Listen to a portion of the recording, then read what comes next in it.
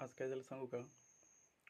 शनिवार रविवारच्या 2 दिवसाच्या सुट्टीला कंटाळलेला मी सकाळी सकाळी लवकर उठून ऑफिसला गेलो. ऑफिसमध्ये गेल्यानंतर साफसफाई करून मस्तपैकी देवाला नमस्कार केला आणि कामाची सुरुवात केली. तर बघा, कामाची सुरुवात केली. फक्त 60 रुपयांचा बिझनेस केला. माझा छोटासा बिझनेस आहे. 60 रुपयांचा बिझनेस केला दुपारी 2 वाजेपर्यंत.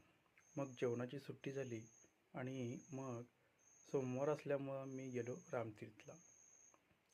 मग तिथं गेल्यानंतर काय झालं, प्रभू रामचंद्रांचं दर्शन घेतलं आणि शंभू महादेवाच्या मंदिराच्या समोर येऊन उभं राहिलो.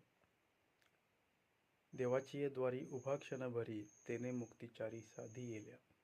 या उक्तीप्रमाणे मी देवाच्या दारामध्येच उभा राहिलो आणि शांत बसून राहिलो.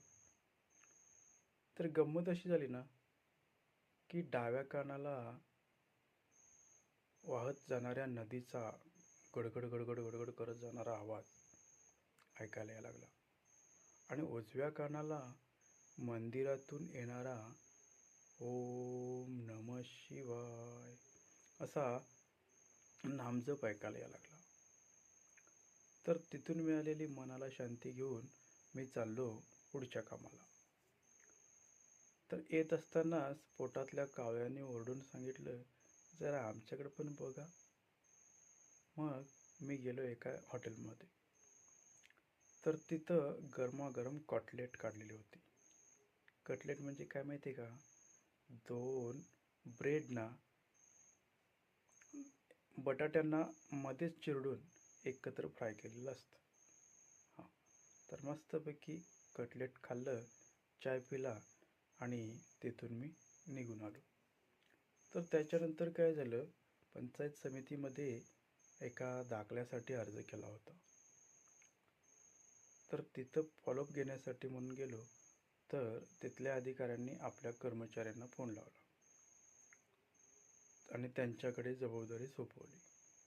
तर त्यांच्याकडे गेल्यानंतर त्यांनी सांगितलं, तर आमचे दुसरे सिनियर आहेत, त्यांना भेटून घ्या, आम्हाला काही अजून दाखला देता येत नाही. त्यांनी सांगितलं तर आम्ही देतो. तिथून पुढं गेल्यानंतर त्यांच्या सिनियरना भेटलो. सिनियर म्हटले, आमच्याकडे असा काही अधिकार नाही आणि तुम्ही तहसील ऑफिसमध्ये भेटा.